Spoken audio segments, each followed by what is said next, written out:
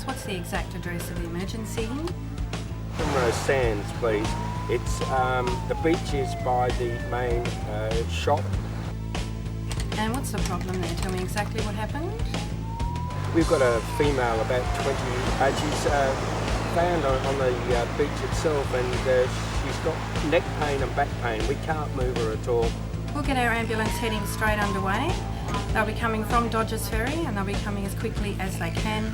If anything changes, I want you to ring me straight back on 000.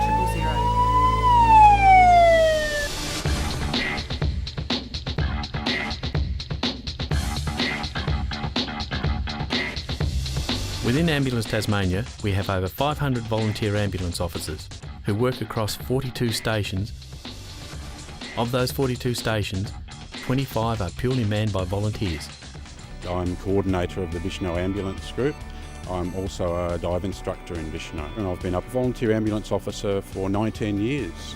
The volunteers are an integral part of this service. Without them, we'll be just nowhere.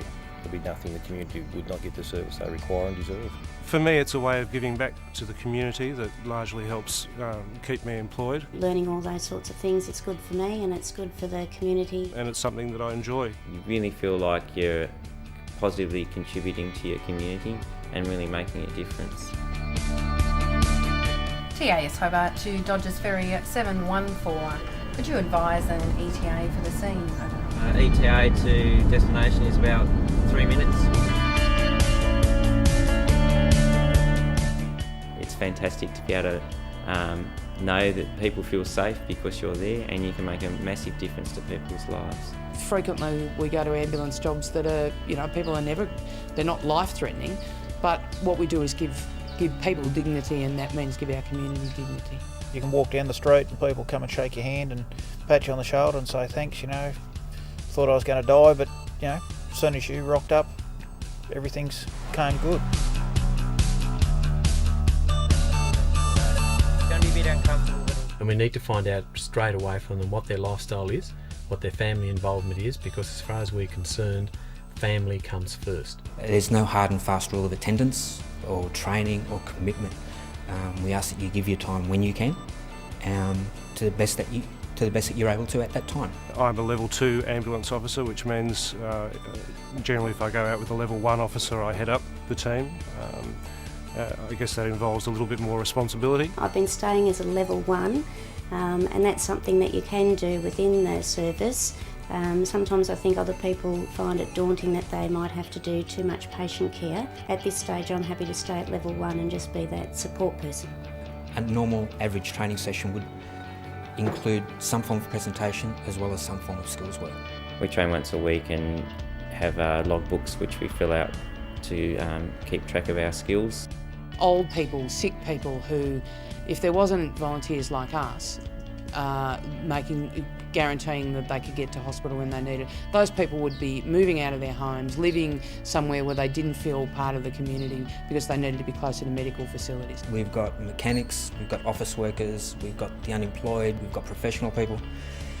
As I say, the only thing that is the prerequisite is willingness to put time into training and willingness to donate some time to cover those shifts that the ambulance has made available. You don't have to give up your lifestyle to do it. This is a part-time job, you don't get paid for it, but as I said, you can get a lot of satisfaction out of it. I felt when I came to town there was a volunteer group, and some of my skills in first aid were sort of handy, and becoming a volunteer ambulance officer enhanced sort of both sides, so the diving helped the ambulance and the ambulance helped me. Ambulance volunteering is the best team I've ever been in, and it's that really strong sense of team is what keeps us together. When I moved to this area I didn't know anyone at all, and I could say now I've got some really good friends that have just been through volunteering with Tasmania Ambulance Service. When you start to look at a map and you look at the number of volunteer stations, which are wholly and solely 100% volunteers, now if those stations were to close down, there would be a lot of Tasmanians that wouldn't be able to access that pre-hospital care which comes via the ambulance service, via those volunteer ambulance officers.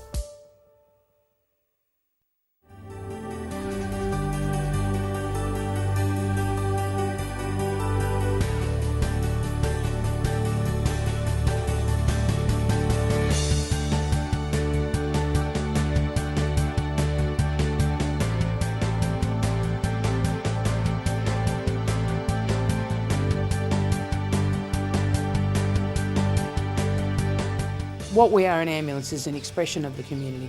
So when they're in strife, and they don't have to be critically injured, they might be just a bit crook or just a bit concerned about what's going on, and we turn up, we give up whatever, come out in the middle of the night, give up our dinner, walk out of our work to help them. We're saying to them, you matter.